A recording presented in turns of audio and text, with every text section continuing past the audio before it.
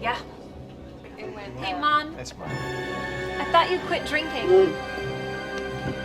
This is exactly why we don't reach out. Mom, I really hate to say I told you so, but A world under threat from indescribable evil. She's not Karen, texting, let's go so inside. whoever you have looking for Let them take care her of her. is obviously not able to identify her in home when she Karen. is in costume and We can need to be go honest. everybody And available. I got it. in the last 40 years. If you let them do their okay? job, I they're gonna... don't have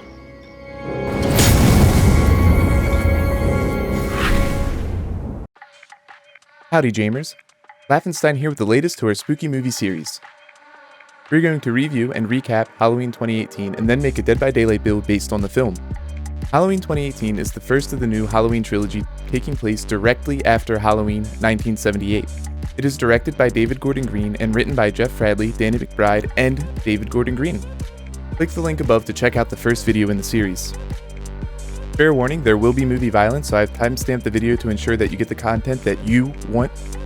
What do you think drives Michael Myers? Let me know in the comments below, and be sure to like the video and subscribe to the channel for more horror content. Halloween 2018 begins 40 years after the events of the original film. Two journalists, Aaron and Dana, want to interview Michael Myers before he is transferred to a maximum security prison. They meet Dr. Sartain, Loomis's student and current psychiatrist to Michael Myers.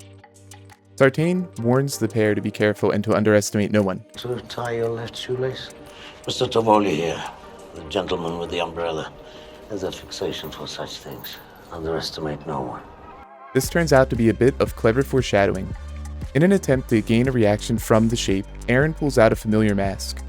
Michael turns his head, and the entire courtyard begins howling as if disturbed by an unseen force.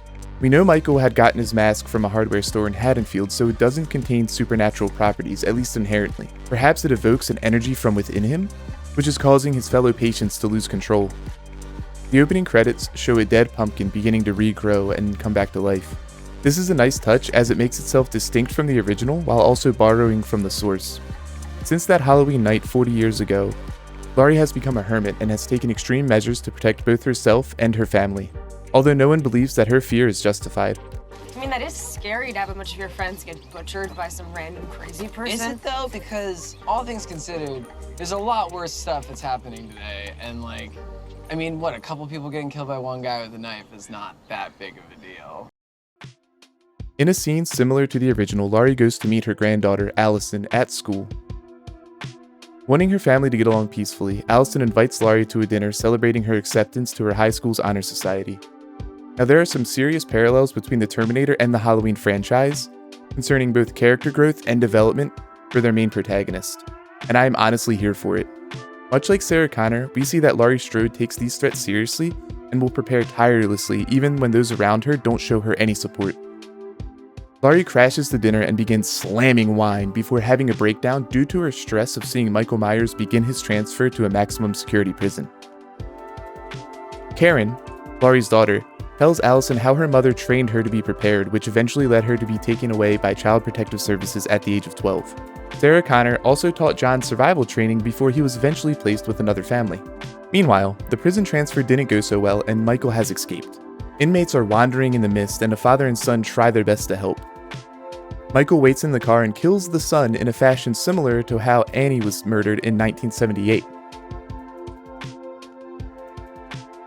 The next day, on Halloween, Michael visits the grave of Judith Myers.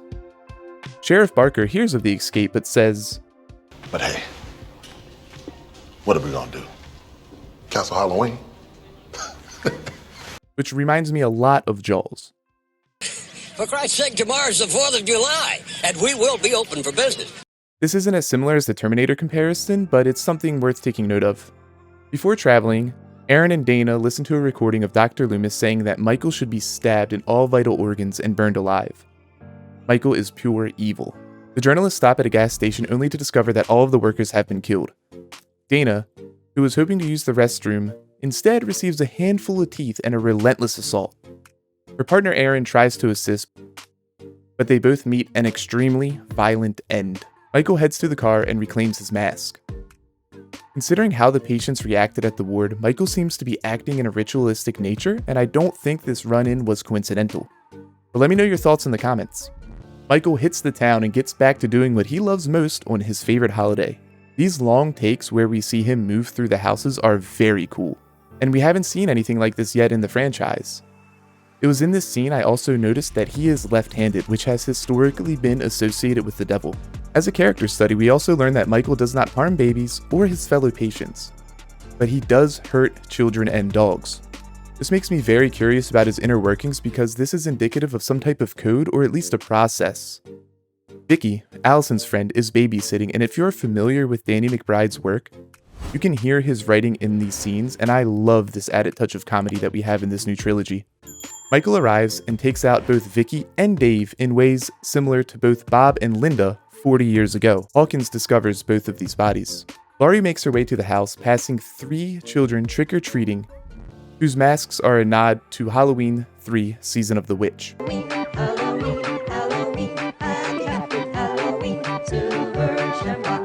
Laurie takes a few shots at Michael and even hits him in the shoulder, but he eventually gets away. Dr. Sartain introduces himself to Laurie, to which she responds, "You're the new Loomis." I didn't love this scene at all. Like, come on, don't stop the movie with fourth wall breaking, using an absolute nothing line, but what they end up doing with it is pretty neat.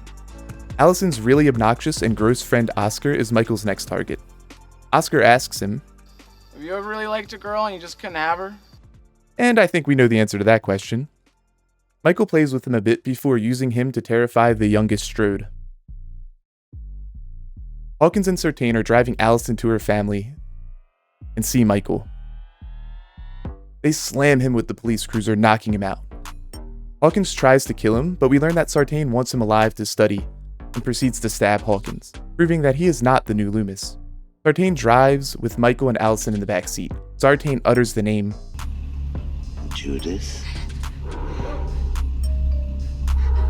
which seemingly causes the shape to wake up. Ignoring Allison, Michael attacks Sartain, ultimately killing him. This is another example of decisions and reactions that give us more of a reason to believe that there is something going on under that mask.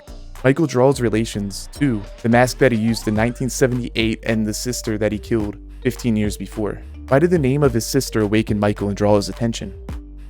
Allison runs into the woods, and 2 officers roll up on the scene only to be killed and made into the freakiest Halloween decorations. Michael kills Allison's dad and almost killed Laurie, but was distracted when his fingers were blown off via shotgun. The fight continues at length until Laurie loses when she is tossed out of the second floor window and rolls off the roof. She is saved when Allison arrives to the house looking for her mother. Karen grabs her childhood rifle and lures Michael into a trap by acting scared. Can't do it! Gotcha. The Strode family proceeds to unload 3 generations of whoop-ass on him, locking Michael in the basement, a fiery trap, just like the doctor ordered.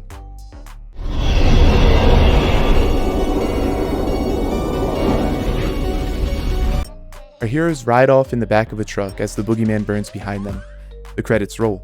First off, I love that this movie is only 1 hour and 45 minutes long. Anything under 2 hours nowadays is a blessing. Don't get me wrong, I love movies that are both good and long. Most of the time I feel like directors don't know how to handle 3 hours of pacing. Laurie's resourcefulness was established in the first movie when she fought off Michael Myers several times, saved Tommy Doyle and Lindsay, and she even states that she's a Girl Scout. She had upped her preparedness and let fear control her life, which caused her to lose her child and push away all of her loved ones, while also spiraling into the bottle. Much like Sarah Connor from Terminator, they were both victims in the first movie, an experience which shaped their lives and relationships and then cost them greatly. However, they saved countless lives by being a source of unyielding strength. I admire these character studies which span over the course of a lifetime. The bit that reminded me of Jaws was the similarities drawn between a predator coming to town but they don't want to shut down an important holiday. Although the reasons in Halloween 2018 and Jaws are different. In Jaws, it is greed, and in Halloween, it is just a general disbelief and a lack of concern. Overall, I gave this film a solid 4 out of 5 stars. The long shot of Michael going into houses and grabbing weapons, the gory kills, and the unique take on the lore while expanding on a pre-existing IP really hit all the right spots. In Rob Zombie's series, they explain away the mystery of Michael Myers by making him just a run-of-the-mill killer, while in the David Gordon Green Trilogy, they're doubling down on the mystery. It felt a little weak when Laurie said, "So you're the new Loomis?" But they ended up taking it in a neat direction. It's a hell of a watch that shows a lot of promise for the trilogy. I like the ending since it provided closure But as we all see in Halloween Kills, it will pivot easily into a sequel. Alright, now that we have our build, let's hop into some matches. Roll the games. Alright, let's see if we can sneak up.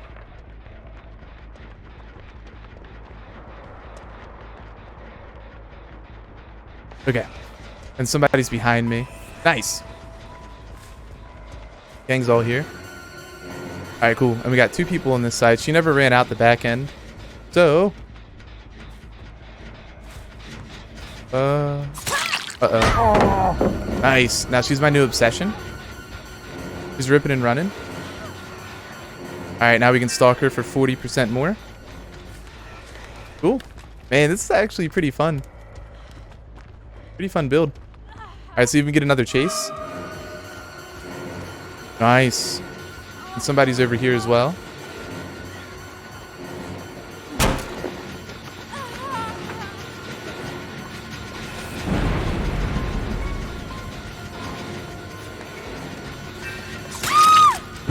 Alright, now we're still going to have a stack to play with your food.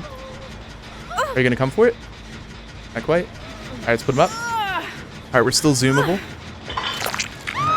Not the sandbag, do an insta down. She should have dropped that. She was playing it a little bit greedy.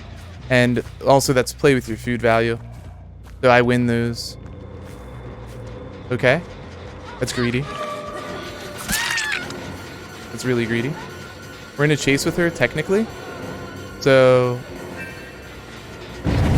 we just got to play with your food stack as she ran away. Just El freaking Pogo. Nice. They're not healing. They're probably both hopping on that generator to bang it out. Oh no, they just got the unhook. So whatever sound I heard was actually a different sound. Nice. No healing. That means they're probably on it. Let's go and get another stack, and then maybe we can get another down or two. They have a totem there. Oh, they're healing. They're insane. They're all over here. Oh no, not the really, really, really slow dead hard. You guys coming for it? Or what's your plan here, guys? Alright, I'm gonna kick this. Once she gets the unhook.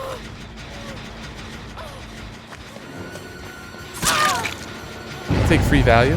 Free pressure. Alright, your call. Are you behind me? Or in front of me? Oh no. We're at a pretty good spot here. Let me see if I can. Nice. Oh, you're crazy, girl. Girl, you're crazy. What? Oh. Nice. There we go.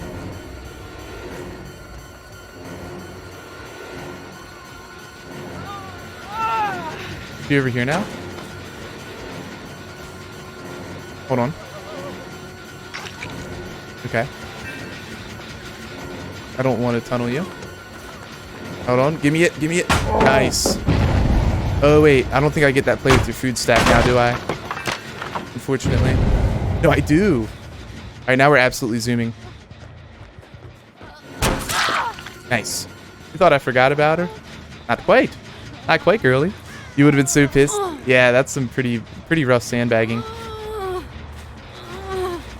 I guess there was nowhere safe for her to run. Nice, I got one done. Are you guys healing? This is a Zarina, or what? No, this is a Hattie. But she's been juiced. My girl, you've been properly juiced. We'll just take our regular hits from her.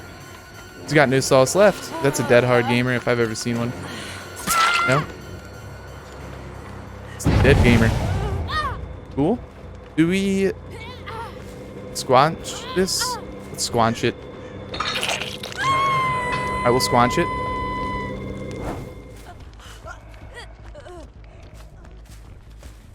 Now, are you guys back on this? You guys can't. Stop it. You're upsetting me. You're upsetting me greatly.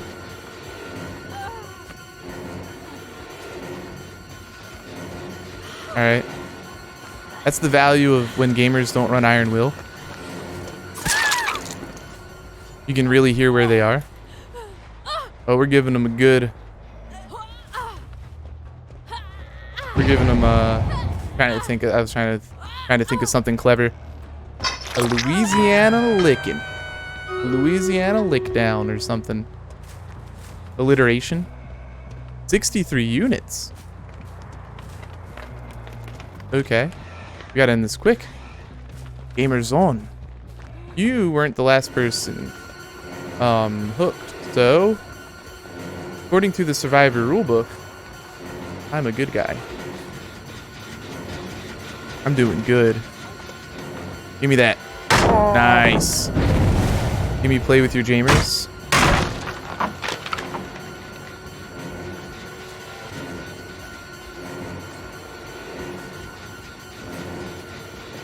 Fire up value.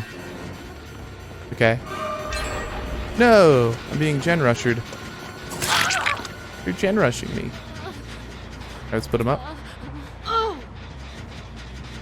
Louisiana licking sounds like a whipping or some bizarre sexual act. Why not both?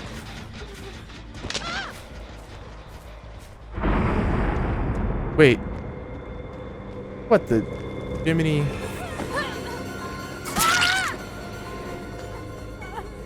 More sneaky. And you do see a lot more value from sneakings. These guys are still doing press generators really well. And they got, this one's cooking too.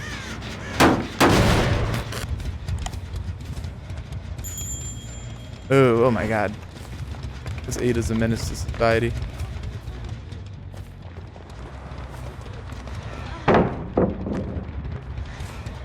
I'm not in a chase with her legally? Okay, now I'm legally in a chase with her. Thank you. No. Oh, I'm bad. I didn't mean to pop it, but I do stalk 40% faster. Hey, good job. That was the Hattie that was hiding over there. Now, if that other person was working on the one in the middle, and she was. Good job. Look at all these little sneaky gamers. Now she's running towards Killer Shack. Let's just let him get it done. Does whatever. Does whatever. I'm also the Vault Master. Oh, never mind. Oh, good dead hard. Look at you. Look at you go.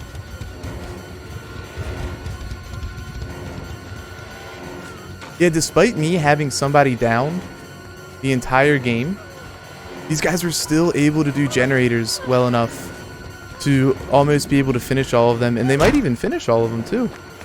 Look at them. No more dead hards though. Look at them go. Always be locked in on a generator.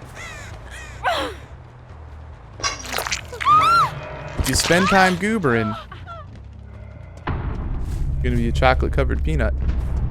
And you don't want that. Oh, you could have finished this one. But the likelihood of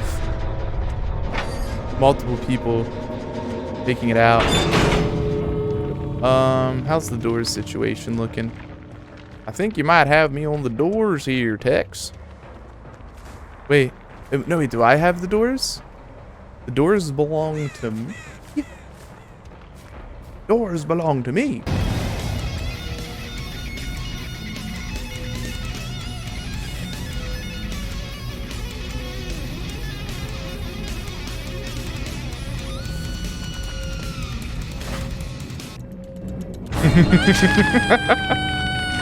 Oh, pardon me, ma'am.